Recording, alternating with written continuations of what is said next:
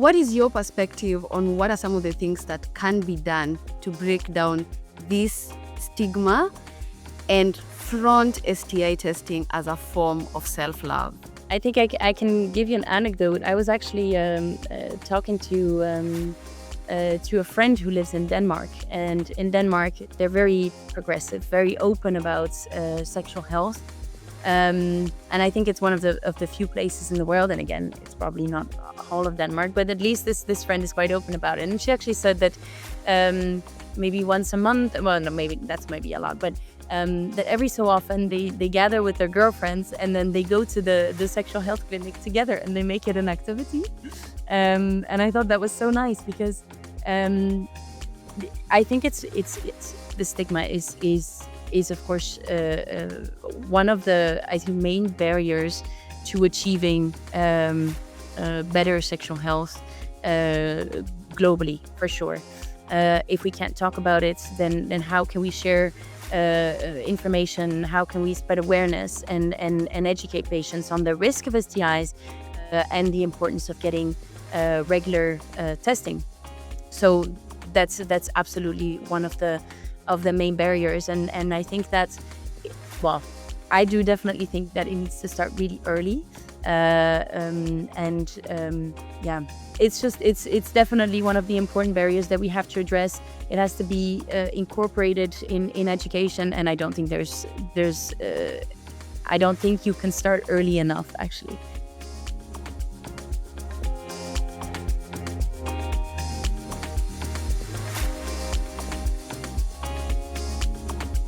That's what she said. Hi fam, hi cousins, how is everyone doing? Today we have on the pod someone who is literally coming in with a game changer when it comes to sexual health. Violette Defourt is the CEO and founder of Rapidemic.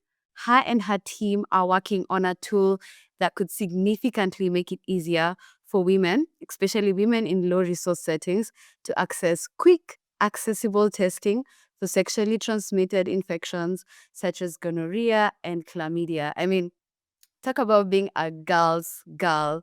But who is Violet really beyond the science lab? Let's get into it. So my name is Valerie Loloju. I will be your host for today. I'm a sexual reproductive health and rights expert based in Kenya, currently doing my research thesis for my postgraduate on HPV-based cervical cancer screening for women in low-resource settings. And how did we get here? So early last year, when I was trying to figure out what should I do for my research thesis, I came across a piece of information that said that 90% of cervical cancer cases are caused by HPV, certain HPV strain. I was blown away because as a public health major, how is it that I'm just coming across that information? If I didn't know, then how many more women do not know? I am super hyped for the conversation today, and who better to unpack this conversation with than Violet? So, welcome on board, Violet. I want to welcome you to just tell us a little bit about your story, why you do what you do, why did you choose this as one of the problems that you want to solve.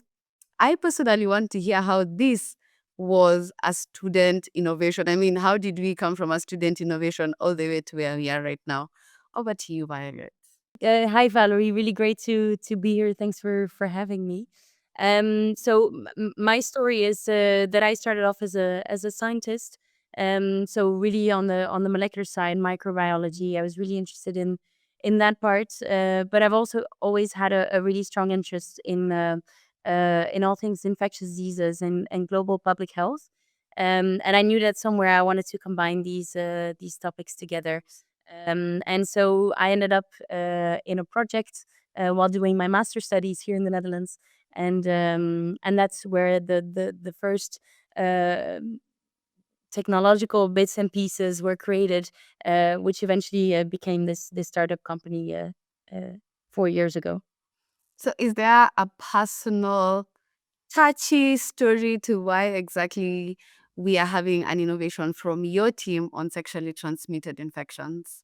Well, the technology that we're building is a platform technology, but I think the reason why we ended up choosing to go into the field of sexually transmitted infections and sexual health really is because there's a huge unmet need, and I think that it's also widely known that yeah, that sexually transmitted infections, although they can be transmitted by men, unfortunately, it's women that disproportionately suffer from the consequences of these infections, where they can suffer from infertility issues down the line, but also have a chronic pain as a result of untreated infections. And I think that that's really it's an issue of access to care. It's an issue of the way that we talk about these topics, and it's also yeah, it and it's an awareness issue. And I think that that can be solved by first of all talking about them, which is something that you guys do really well. But then also providing the proper access to care and the accessible care to be able to catch them on early and be very preventive about these infections. Yeah, I do like what you just said about the burden of sexually transmitted infections. A lot of them being on women, as much as we see men as the number one infectors of sexually transmitted infections. And I think this just rolls us out into our next question, which so one of the wildest things that we get to hear is that a lot of STI symptoms are silent. How common is this, and why then is regular testing very important? Yeah, so indeed, there's a so particularly for bacterial STIs and specifically then chlamydia and gonorrhea, which are two of the really high prevalent ones. We know that a lot of these infections are asymptomatic, so that means that there's no symptoms and there's no way for the patient to know or to experience that they have that they are a carrier of an infection, but they can still transmit that infection, and they can still have long-term consequences from the infection.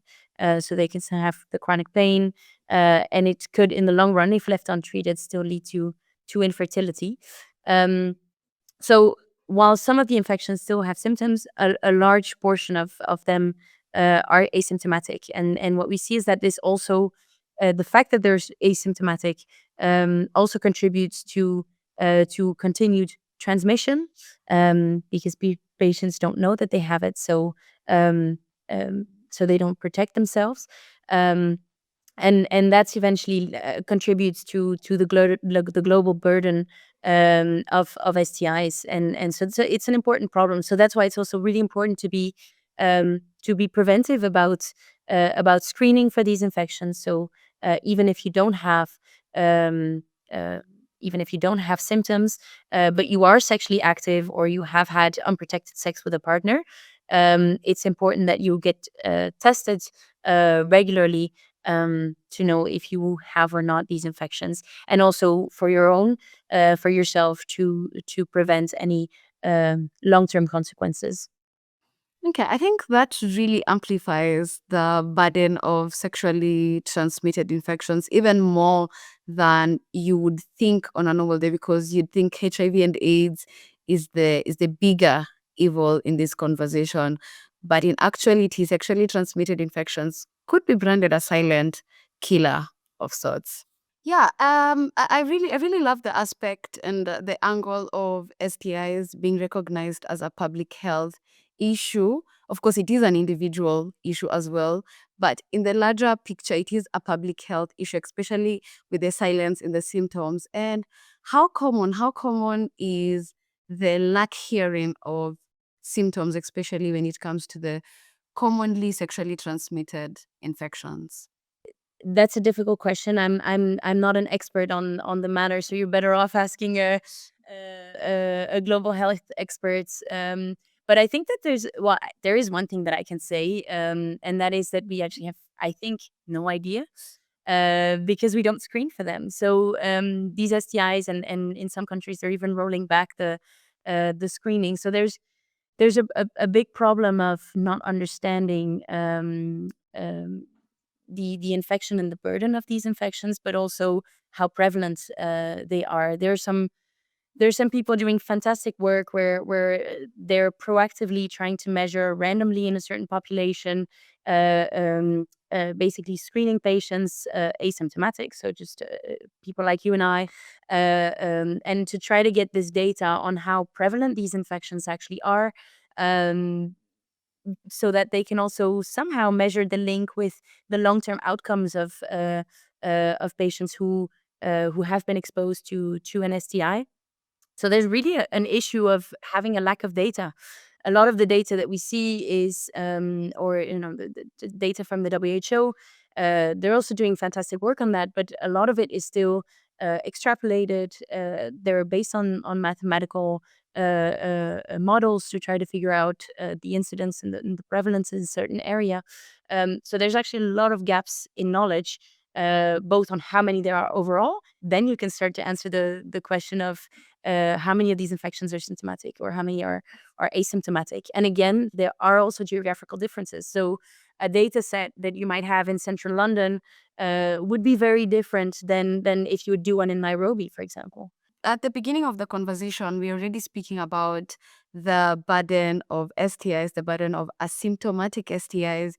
And as we go further into the conversation on the angle of women's health, one of the ways that one of the things that women can do for themselves, especially when it comes to eliminating the burden of sexually transmitted infections, is to go for tests, right? And HIV testing is more prevalent than STI testing, but one of the biggest barriers is stigma. I mean, when is the last time you had someone saying, I'm waking up, I'm going for an STI test? But that's very true. I mean, a lot of people go for HIV and AIDS testing, but STI testing is carried out with a lot of stigma and lack of knowledge and information. So, what is your perspective on what are some of the things that can be done to break down this stigma and front STI testing as a form of self-love? I think I can give you an anecdote. I was actually talking to a friend who lives in Denmark, and in Denmark they're very progressive, very open about sexual health. And I think it's one of the few places in the world, and again, it's probably not all of Denmark, but at least this friend is quite open about it. And she actually said that maybe once a month, well, no, maybe that's maybe a lot, but that every so often they gather with their girlfriends and then they go to the sexual health clinic together and they make it an activity. And I thought that was so nice because um, I think it's the stigma is of course one of the, I think, main barriers to achieving better sexual health uh, globally, for sure. If we can't talk about it, then how can we share information? How can we spread awareness and educate patients on the risk of STIs and the importance of getting regular testing? So that's absolutely one of the main barriers, and I think that's well, I do definitely think that it needs to start really early, and yeah, yeah, I it's just it's definitely one of the important barriers that we have to address. It has to be incorporated in education, and I don't think there's I don't think you can start early enough, actually, with yeah, and it needs to be part of, at least in I was lucky enough that it was part of my school curriculum. I think it's a long shot from being part of everyone's school curriculum. But it's really important, and it's part of your overall health and your overall well-being. And since I mean, we know that these infections have, of course, a toll on your health, but also your well-being, and it can have really the yeah, being exposed to these infections and suspecting an infection can bring about a huge level of anxiety if you don't know what's happening to you. So yeah, absolutely, it's really important that we educate each other on these infections, They are part of having a regular life. They're part of having a sexual life, and they're absolutely not something that's something to be ashamed of, because they can happen to you. They can happen to anyone. They're not necessarily associated to poor hygiene or anything. Um, so in that regard, it's just lack of luck, or it's just part of having a social an active sexual life, and maybe it just should be seen as part of living that sexual life. Getting regular screening is just part of that. Yeah, and one of the things that you say that really resonates with me is the aspect of starting early. Because I also did see in a study that was done the other day, some of the mid-aged people from the UK were saying that they feel like the reason why they've been able to take so much care of their sexual health is because of how early it was started for them and how normalized it was for them to just pick up a friend and go do a test. And one of the reforms that we are really pushing for in my country is comprehensive sexuality education to be fully incorporated within the education system. Because as you've said, you can never really start. There is no early. It could be earliest. Exactly. So let's get into the meat of it. Let's get into what Violet is actually all about. So you are creating a tool, an amazing tool for that, for women to make it easier for them to access quick, accessible testing for STIs. I mean, tell us about how the tool works and how it can possibly change the face of sexual health. Yeah, absolutely. Thanks for that question. So, the mission of Rapidemic is to make high quality and reliable diagnostics accessible to all. So, if we look at the range of diagnostic tools that we have at our disposition, the gold standard for STI diagnostics is molecular diagnostics. If you remember from the COVID times, the word PCR might ring a bell. Um, Yeah. so the PCR is traditionally only being done in laboratory facilities because it requires trained personnel, so highly trained laboratory people. It requires laboratory facilities. You require equipment, and high quality enzymes to be able to conduct these tests. And so that's why currently, in the places where STI testing is available, that traditionally has to be sent to the samples gets collected in a primary healthcare facility, gets sent to a laboratory, and then days to weeks later, the result is then communicated back to the patient. But what we're seeing in resource restricted areas is that it's impossible to implement these kind of care because it requires logistics, it requires operations, and as I mentioned, laboratory facilities and trained personnel. And that really puts a strain on how accessible we can make that care.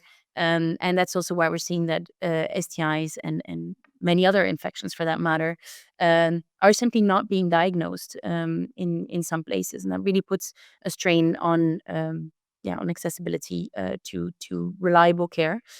And so what we're doing at Rapidemic is that we're trying to take a similar technology, so molecular diagnostics, really reliable technology, and repackaging that into a very portable, single-use, disposable test cassette that can be implemented anywhere, anytime. So in under 15 minutes, a patient that suspects an STI can get tested for two highly prevalent STIs. At least that's what we're starting with, and know within 15 minutes if they tested positive or not for that STI.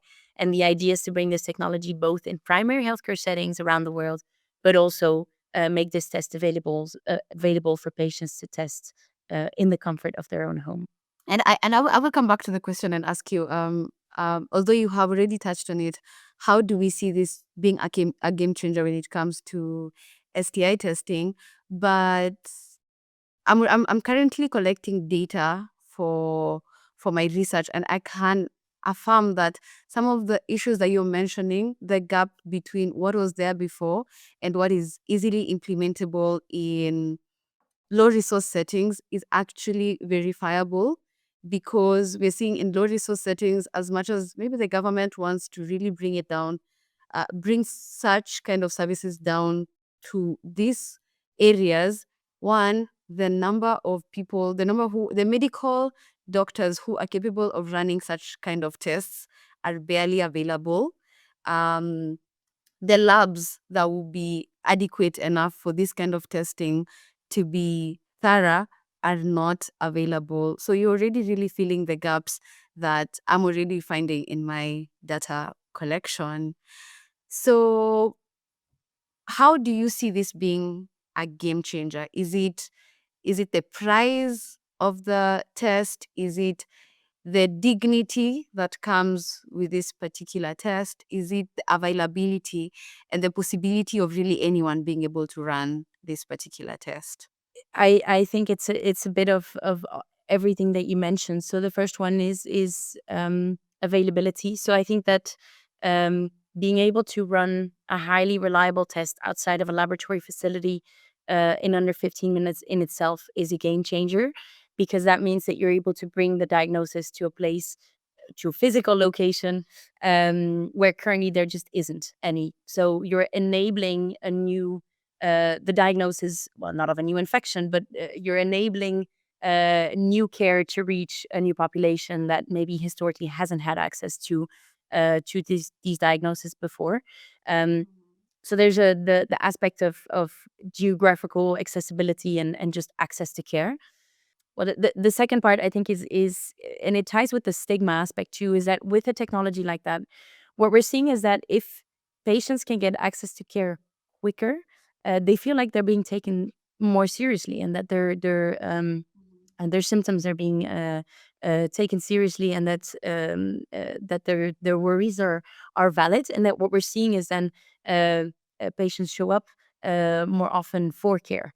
And so it's sort of like a virtuous cycle. We're seeing it now with the syphilis testing in the US. The more low threshold you make the testing, the more people get tested, and that's a really really good trend. And I expect that we're going to see that as well with STI testing. So if you're making care accessible, if you're making it either super quick in a primary healthcare setting, but also making it available for patients to test at home, which is really revolutionary. I think we're going to see a higher uptake of these types of technologies, but also um, more testing, more preventive testing, and in hindsight, that's gonna or in a later stage, that's gonna have a beneficial effect on the incidence, the prevalence in a certain population. So I think decreasing the overall burden of STI, and then the last part is of course affordability. So I think that if we're able to yeah, that these devices are going to also move the needle in terms of affordability as well. Um, Also considering that traditionally PCR needed to be done in laboratory facilities, or you would need to buy really expensive, bulky equipment. Having a cassette is really a game changer in that regard. Just simply the format and the associated cost, the cost associated to testing are going to be greatly reduced. Okay, talk about being a gas girl. I knew you were a gas girl, but not this much. That's for sure. I actually feel like I already have a conclusion for my thesis. I think I should be submitting at the end of the week. Like, guys, I'm done. I already have the answers. So, I want to shift the conversation just a little bit. I want us to talk about HPV, human papilloma virus. We have a growing audience of young women who might or might not know what HPV is all about. So, what really is HPV all about? Is it something that we should be super worried about? And how serious is its link, of course, to cervical cancer? That's a good question. I have to give you a disclaimer here. I'm not a medical doctor, so I won't be able to answer that. But I am in the infectious disease side. So yeah, HPV is a virus that can be transmitted from patient to patient. It can be transmitted through sexual contact, and if a patient has been exposed to a virus, it can lead eventually to precancerous lesions, and can lead to cancer in the uterus and in the cervix. Thank you for the clarification. Of course, I'm not a medical doctor. It's a really good disclaimer. And I would just want to add that the burden of cervical cancer in Africa, in sub-Saharan Africa, and just downward to Kenya. In Kenya, it's actually the second leading cause of deaths, cancer-related deaths among women. And I think that it's really important that now we are moving towards educating more younger women about the link between HPV and cervical cancer. And now speaking about technology that is really advancing this particular sector, I really do believe that cervical cancer deaths are very much preventable. And part of what That's What She Said podcast is about sisterhood. So I'm gonna just be throwing you just a little bit on the hot seat. And this is about what would you particularly say to a friend who just got diagnosed with an STI? STI is a broad term, right? So there are many different STIs. In this case, I'm going to assume that they have been diagnosed with a preventable and curable STI. In which case, personally, if it were my sister, even better. If you're talking about sisterhood, I have two sisters, so I can pretend like it happened last week. So it's absolutely not a problem. These infections are perfectly curable. It can happen. They don't mean anything about your integrity as a person, about potentially they don't mean anything, or they're not defining for you. I would just encourage them to seek care in the case of where they have either been have had unprotected sex, or where they suspect the presence of an STI.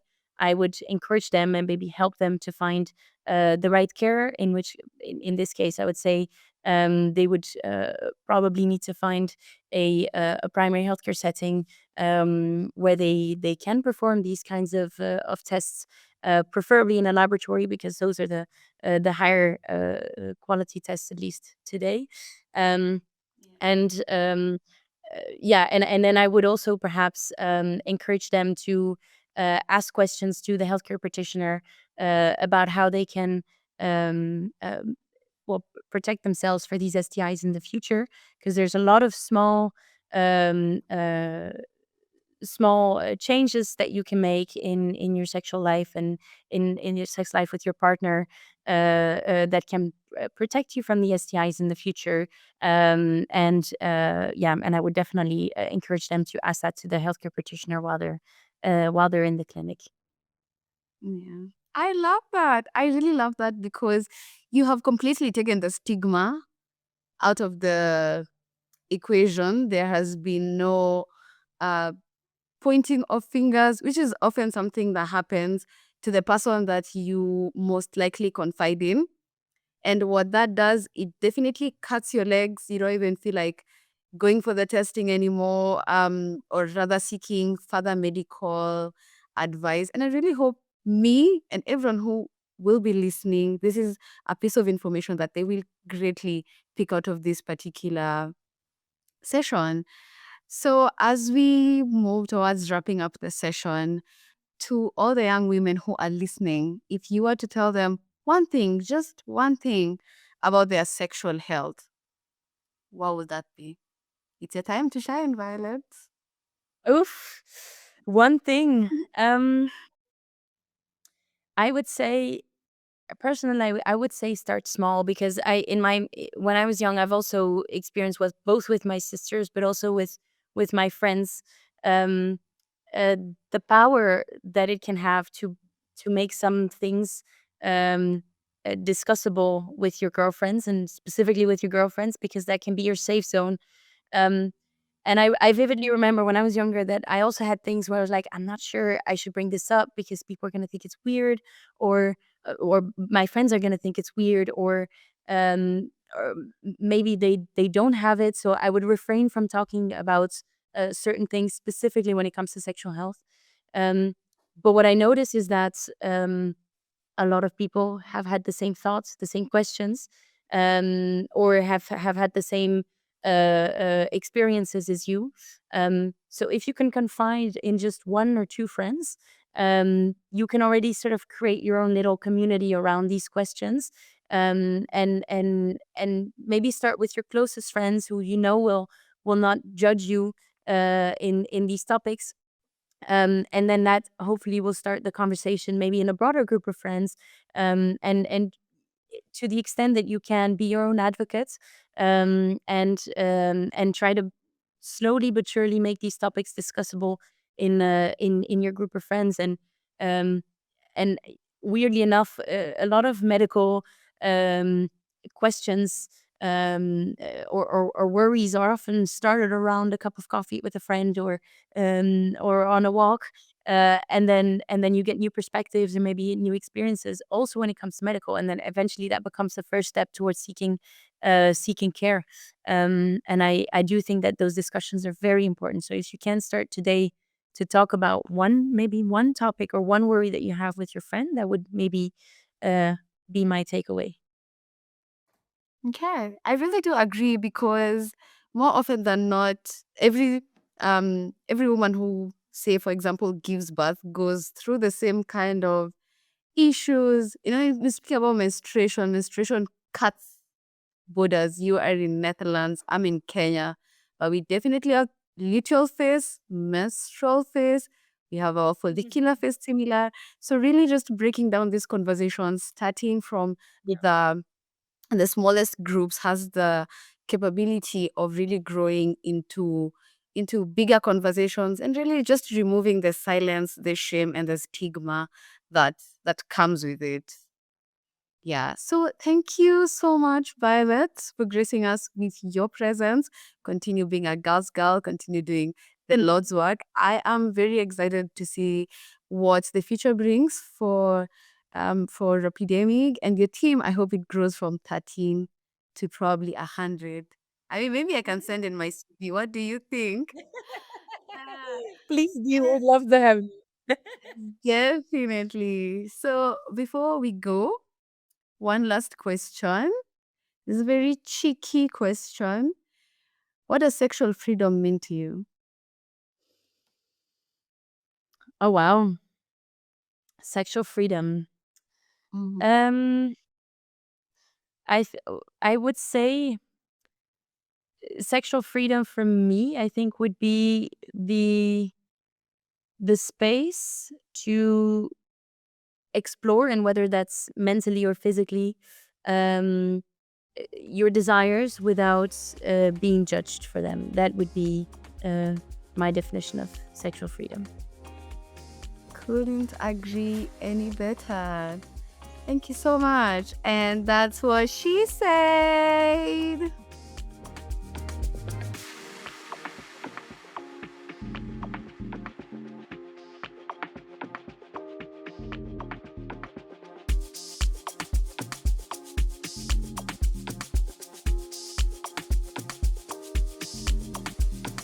That's what she said.